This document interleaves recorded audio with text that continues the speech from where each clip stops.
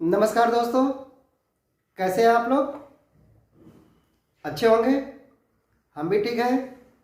मैं आपका अपना सिंकरू सर और मेरा यूट्यूब चैनल सिंकरू क्लासेज में आपका स्वागत है। आज हम एक बायोलॉजी का अहम टॉपिक लेकर आए हैं जो कि बहुत ज़रूरी है एग्ज़ाम बोर्ड के लिए, तैयारी के लिए, क्योंकि इसमें एग्ज़ाम बोर्ड में पूछे जाते हैं क्वेश्चन। तो अब हम देखते हैं इस टॉपिक को। आज का जो हमारा टॉपिक है लिंग संलग्न या आनुवंशिक विकार। लिंग संलग्न या आनुवंशिक विकार, ठीक, सेक्स लिंकेज या जेनेटिक्स डिजीज। तो यह जो रोग होते हैं यह हमारे जो गुणसूत्र होते हैं इससे संबंधित है, और गुणसूत्र पे जो जीन पाए जाते हैं, क्योंकि जीन जो होता है यह आनुवंशिक लक्षणों को पीढ़ी दर पीढ़ी ले जाने का कार्य करता है। यानी माता पिता के जो लक्षण होते हैं उनके लक्षणों के उनके संतानों में पहुंचाने का कार्य जो होता है यह जीन द्वारा करता है, सूचनाओं के रूप में ले जाने का कार्य करता है। और यह जीन होता है यह गुणसूत्र पर स्थित होता है। तो यह जो रोग होता है, मान लीजिए कि इस पे किसी प्रकार का एक एक्स्ट्रा कोई अलग जीन आके जुड़ गया गुणसूत्र पर, या गुणसूत्र की संख्या में कमी या अधिकता, जो मान लीजिए कि गुणसूत्र, मानव में गुणसूत्र जो होते हैं 23 जोड़े होते हैं, या कह सकते हैं 46 होते हैं। अगर इनकी संख्या में कमी हो जाए या अधिकता हो जाए, मतलब 46 की जगह 45 हो जाए, या 46 की जगह 47 हो जाए, या 48 हो जाए, तो इनकी कमी के कारण जो रोग उत्पन्न होते हैं, जो लक्षण प्रकट होते हैं, ठीक, उसे हम क्या कहते हैं? आनुवंशिक विकार कहते हैं या लिंग संलग्न रोग कहते हैं। तो यह जो प्रक्रिया होती है, हमने कहा कि जब गुणसूत्र क्या होता है, गुणसूत्र पर अलग जीन आके जुड़ जाए, या जीन या इस पे का जो स्पेशली जीन है वो हटकर कहीं और चला जाए, जीन्स के स्थान में परिवर्तन हो जाए। इसके साथ साथ हमने कहा गुणसूत्र की संख्या में भी कमी या अधिकता हो जाए, तो जिसके कारण यह रोग होते हैं। अब हम बात करते हैं गुणसूत्र की। तो जो मानव में गुणसूत्र 46 होते हैं, अभी हमने बताया, और 23 जोड़े होते हैं। जो 22 जोड़े जो होते हैं, 22 जोड़े या जो 44 गुणसूत्र होते हैं, उसे हम दैहिक गुणसूत्र कहते हैं। यानी कि हम कह सकते हैं कि जो गुणसूत्र होते हैं वो दो प्रकार के होते हैं, दैहिक गुणसूत्र और दैहिक या कायिक गुणसूत्र, दूसरा लिंग गुणसूत्र या सेक्स क्रोमोसोम। तो जो दैहिक गुणसूत्र होता है इसकी संख्या 22 जोड़े होती है, या कह सकते हैं 44 होती है, ठीक। और इसके पे जो जीन होते हैं यह हमारे दैहिक लक्षणों को ले जाने का कार्य करते हैं। जैसे सपोज दैट हमारे बालों का रंग कैसा होगा, इसकी संरचना कैसे होगी, हमारे आंखों का रंग कैसा होगा, हमारी नाक कैसे होगी, हमारे ओठ कैसे होंगे, हमारे मतलब शरीर का कलर कैसा होगा, यह सब जो लक्षण ले जाने का काम कौन करता है? दैहिक गुणसूत्र पर जो जीन उपस्थित होते हैं। इसके अतिरिक्त जो 23वां जोड़ा गुणसूत्र जो होता है, जिसे हम लिंग गुणसूत्र कहते हैं, यह केवल आने वाले संतानों के लिंग का निर्धारण करती है, ठीक। हमने कहा कि जो 23वां जोड़ा होता है वह क्या करता है? आने वाले सेक्स का निर्धारण करती है, लिंग का निर्धारण करती है। तो जो सेक्स क्रोमोसोम होते हैं, जो लिंग गुणसूत्र होते हैं, दो प्रकार के होते हैं। अगर मादा की बात किया जाए तो मादा में XX होता है और पुरुष में X और Y होता है। तो जो Y गुणसूत्र होता है पुरुष का, यह लिंग के निर्धारण के लिए जिम्मेदार होता है, क्योंकि जब पुरुष का X गुणसूत्र, क्योंकि मादा में दोनों गुणसूत्र क्या होते हैं? समान होते हैं, XX होते हैं, और पुरुष में कौन सा होता है? X और Y होता है। जब X गुणसूत्र पुरुष का जाता है और मादा तो X है ही, दोनों कॉमन है, समान है, समसूत्र संयुग्म है, तो उसमें से X आएगा, तो जब X और X गुणसूत्र मिलेंगे और 22 जोड़े को टोटल 46 गुणसूत्र होंगे, तो जो आने वाले संतान होंगे वो लड़की होगी। दूसरी बात, अगर Y गुणसूत्र आता है पुरुष का और मादा के X गुणसूत्र मिलता है, तो 22 जोड़े प्लस XY, या हम 44 प्लस X और Y करते हैं, तो जो आने वाली संतान होगा वो लड़की होगी, सॉरी लड़का होगा। जो आने वाला संतान होगा वह लड़का होगा। तो इस तरह से लिंग का निर्धारण होता है। हमने पीछे वीडियो में बना दिया है, देख लीजिएगा आप लोग लिंग का निर्धारण कैसे होता है। तो अब हम देखते हैं लिंग संलग्न या आनुवंशिक विकार। तो मानवों में अनेक प्रकार के आनुवंशिक विकार उपस्थित होते हैं। क्या होता है? मानव में जो होते हैं अनेक प्रकार के विकार या आनुवंशिक विकार उपस्थित होते हैं, ठीक है।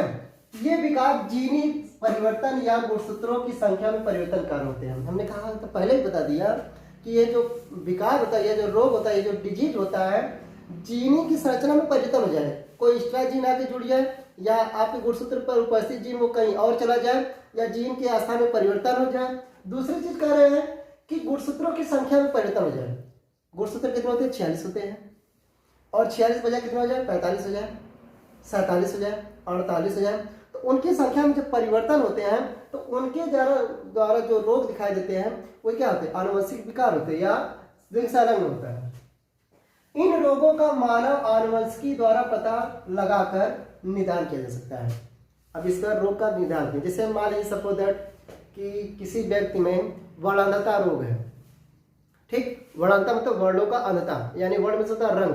तो कुछ ऐसे व्यक्ति जो वर्णांधता का जो रोगी होता है, वर्णांधता का जो रोगी होता है वह कलर ब्लाइंडनेस कहते हैं उसे, और रंगों का पहचान नहीं कर पाता है। मुख्यतः लाल और हरे की पहचान वो नहीं कर पाता है। लाल उसे हरा दिखाई देता है और हरा उसे लाल दिखाई देता है। तो वह जो रोग होता है उस रोग का अगर हमें निदान करना, उसके बच्चों में जाने से रोकना है, तो जब उनमें निषेचन क्रिया होती है, निषेचन के बाद जब जायगोट बनने की प्रक्रिया होती है, तो जब जायगोट बनता है और निषेचन के दौरान जब अर्धसूत्री विभाजन होता है, जब 50% मादा के गुणसूत्र और 50% पुरुष के गुणसूत्र मिलते हैं, तो वहां पर निषेचन क्रिया के दौरान अर्धसूत्री विभाजन होता है। अब अर्धसूत्री विभाजन के दौरान जब जाइगोटीन प्रक्रिया होती है, उस दौरान जो गुणसूत्र जो होते हैं साफ साफ दिखाई देते हैं, तो वहां से हम उस जीन को हटा देकर या उस गुणसूत्र को हटाकर इस रोग का हम निदान कर सकते हैं, ठीक। तो इस तरह से हम निदान किया जा सकता है।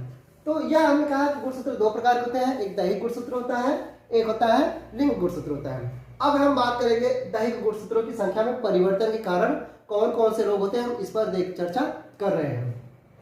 तो दैहिक गुणसूत्रों की संख्या में परिवर्तन देखा जाए, दैहिक गुणसूत्रों की संख्या में परिवर्तन द्वारा निम्न परिवर्तन होते हैं। कह रहा है कि दैहिक गुणसूत्र कितने होते हैं? 44 होते हैं, या कह सकते हैं 22 जोड़े होते हैं। और इनकी संख्या में अगर परिवर्तन होते हैं तो क्या क्या समस्या होती है, इसके बारे में हम देखते हैं। तो समस्या होती है जैसे हम डाउन सिंड्रोम, एक रोग है जिसका नाम है डाउन सिंड्रोम। अब देखते हैं इसमें होता क्या है, डाउन सिंड्रोम में क्या हो रहा है, प्रक्रिया देखते हैं।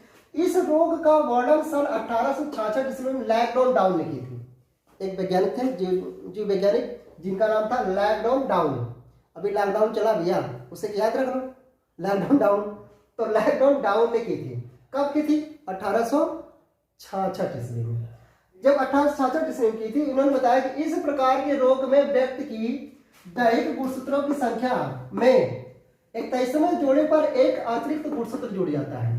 हमने कहा दैहिक गुणसूत्र कितने होते हैं? 22 जोड़े होते हैं, यानी 44 होते हैं। तो ये कह रहा है कि जो 21वें जोड़ा जो गुणसूत्र होता है, इस पर एक अतिरिक्त गुणसूत्र जुड़ जाता है, जिससे दैहिक गुणसूत्रों की संख्या 44 बजाय कितनी हो जाती है? 45 हो जाती है। अरे भाई एक जुड़ गया 21वें जोड़े के साथ, तो यहाँ पे 45 हो गई। फलस्वरूप कुल गुणसूत्रों की संख्या 46 बजाय कितनी हो जाएगी? 47 हो जाती है, ठीक। तो यह है कारण। यह कारण क्या है? यह रोग होने के डाउन सिंड्रोम होने का यह कारण है कि गुणसूत्र की जो गुणसूत्र होते हैं, 21वें गुणसूत्र की जोड़े जो गुणसूत्र, उस पर एक अतिरिक्त गुणसूत्र आके जुड़ जाता है, और ये गुणसूत्र की संख्या 46 बजाय 47 जाती है टोटल। तो यहाँ पे क्या क्या लक्षण दिखाई देते हैं उस बच्चे में जिसको यह रोग होता है, जिस व्यक्ति को?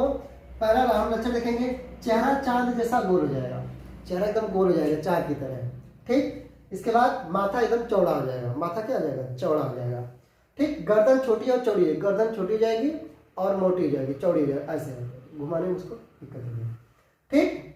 अंगुलियां छोटी हो जाएगी और ठूठी हो जाएगी, अंगुलियां छोटी छोटी रहेंगी और ठूठी मोटी मोटी रहेंगी, ठूठी की तरह रहेंगी, ठीक। नाक चपटी हो जाएंगी, एकदम नाक चपटी रहेंगी इस तरह, ठीक। और मुख खुला रहेगा, ओठ बाहर की ओर लटके रहेंगे इस तरह, ओठ बाहर की ओर निकले रहेंगे। और क्या होता है, वह व्यक्ति जीभ भी बाहर निकला होता है। अक्सर देखेंगे इस रोगी का जो जीभ होता है मोटी होती है और बाहर की ओर निकली होती है। और इसमें जो होता है मस्तिष्क, क्या चीज भैया? मस्तिष्क अल्प विकसित होता है, यानी वो मानसिक रूप से क्या होता है? कमजोर होता है, ठीक। जिसे हम क्या कहते हैं? मंगोलिज्म या बुद्धि जड़ता कहते हैं। इस प्रकार के रोगी को हम क्या कहते हैं? मंगोलियन बुद्धि जड़ता, ठीक है, या मंगोलिज्म कहते हैं। इस प्रकार के रोगी को हम क्या कहते हैं? मंगोलिज्म कहते हैं, ठीक। अब हम बात करते हैं दूसरा, इसमें उदाहरण लेते हैं दूसरे रोग का, जिसे हम कहते हैं पटाओ सिंड्रोम। पटाउ सिंड्रोम को सबसे पहले इसका जो देखा था या इसका जो एक्सप्लेन किया था इसे क्लाउस पटाउ नामक वैज्ञानिक थे। क्या नाम था उनका? Klaus Patau. देखिए ज़्यादातर जो रोग होते हैं इन्होंने अपने नाम पे ही रख लिए हैं। तो इस रोग को सर्वप्रथम 1960 ईस्वी में क्लाउस पटाउ ने देखा था। इस रोग को किसने देखा था? और 1960 ईस्वी में क्लाउस पटाउ ने देखा था। इसमें 13वें जोड़े के गुणसूत्र में जो 13वां जोड़ा जो गुणसूत्र होता है इस पर एक अतिरिक्त गुणसूत्र आगे जुड़ जाता है। इस पर गुणसूत्र पर एक अतिरिक्त गुणसूत्र जुड़ जाता है। फलस्वरूप कुल गुणसूत्रों की संख्या कितनी होती है? 46 बजाय 47 हो जाती है। फलस्वरूप क्या हो जाती है? कुल गुणसूत्रों की संख्या 46 के बजाय 47 हो जाती है। अब इसके कौन कौन से अब इस रोग से प्रभावित बच्चे का जन्म से पहले ही मर जाता है। जो इस रोग से जो प्रभावित होता है यानी 13वें जोड़े गुणसूत्र में जब एक अतिरिक्त गुणसूत्र जुड़ता है उसे हम क्लाउस मतलब पटाउ सिंड्रोम कहते हैं। और इसे किसने देखा था? क्लाउस पटाउ ने देखा था। कब देखा था? 1960 ईस्वी में। ठीक। कर इस रोग से प्रभावित जो व्यक्ति होते हैं उनका गर्भ में ही मृत्यु हो जाती है, जन्म से पहले ही मर जाते हैं। और जो जन्म भी लेते हैं तो उनकी जो मृत्यु जो होती है शेष 2 वर्ष के अंदर ही मर जाती है, मतलब वो 2 वर्ष से ज़्यादा जीवित नहीं रह पाते हैं। ठीक। इसके लक्षण क्या क्या है? आंखें जो होगी, नाक जो होगी चोंच जैसी होगी। चोंच होता है ना चिड़िया की चोंच, ऐसे नीचे की ओर लंबी सी पीछे। नाक जो होगी चोंच की तरह चोंच जैसी होगी। आंखें दूर दूर होगी। आंखें क्या होगी? अच्छा, इसमें भी आंखें दूर दूर हो जाती है। इसमें आंखें दूर दूर होगी। तालु ओठ दूर होंगे और हृदय और किडनी के रोग हो जाएंगे। और इस व्यक्ति में जो होता है इसलिए इस बार कहा जाता है जल्दी क्योंकि इसमें पहले से हृदय और किडनी जैसी समस्याएं रहती है। ठीक। अब हम बात करते हैं एडवर्ड सिंड्रोम की बात कर रहे हैं। किसकी बात कर रहे हैं? Edward syndrome. तो एडवर्ड सिंड्रोम को सबसे पहले 1960 ईस्वी में जॉन एडवर्ड ने देखा था। किसने देखा था? जॉन एडवर्ड ने देखा था। इस रोग में 18वें जोड़े गुणसूत्र पर एक अतिरिक्त गुणसूत्र जुड़ जाता है। कह रहे हैं इस रोग में 18वें जोड़े गुणसूत्र पर एक अतिरिक्त गुणसूत्र जुड़ जाता है। फलस्वरूप कुल गुणसूत्रों की संख्या 46 क्या हो जाती है? 47 जाती है। इस रोग की खोज 1960 ईस्वी में जॉन एडवर्ड ने की थी। किसने किया था? जॉन एडवर्ड ने की थी। और लक्षण क्या क्या है? इसमें मानसिक मंदता यानी कि वो मानसिक रूप से कमजोर होगा। आईक्यू लेवल उसमें देखिए, इसमें जो भी ये रोग हो गए इसमें सब में जो बच्चा होगा उसका आईक्यू लेवल क्या होगा? काफी कम होगा। ठीक। गर्दन छोटी होगी, कान लंबे होंगे और कान लंबे और लटके हुए होंगे। कान तो लंबे हुए और लटका हुआ होगा। मुंह छोटा होगा और पीछे की ओर झुका होगा। ठीक है। इनका जीवन काल 4 माह से भी कम होता है। यह ऐसे बच्चे जो होते हैं अगर जन्म ले लेते हैं तो यह मैक्सिमम 4 वर्ष तक जीवित रह सकते हैं। ठीक। तो ये हो गए दैहिक गुणसूत्रों की संख्या में परिवर्तन के कारण होने वाले आनुवंशिक या लिंग संलग्न रोग। ठीक। तो इसके बाद हम लेकर आएंगे आपके अगले वीडियो में कि अब दैहिक गुणसूत्रों की जगह हम बात करेंगे लिंग गुणसूत्रों की संख्या में परिवर्तन के कारण होने वाले आनुवंशिक रोग या लिंग संलग्न रोग के बारे में हम व्याख्या अगले वीडियो में करेंगे। अगर ये वीडियो हमारी पसंद आई हो तो इस वीडियो को आप लाइक करिए, शेयर करिए और सब्सक्राइब करिए ताकि लोगों तक ये हमारी वीडियो पहुंचे और लोगों को इसकी जानकारी प्राप्त हो। तो यह वीडियो देखने के लिए आपका बहुत बहुत धन्यवाद।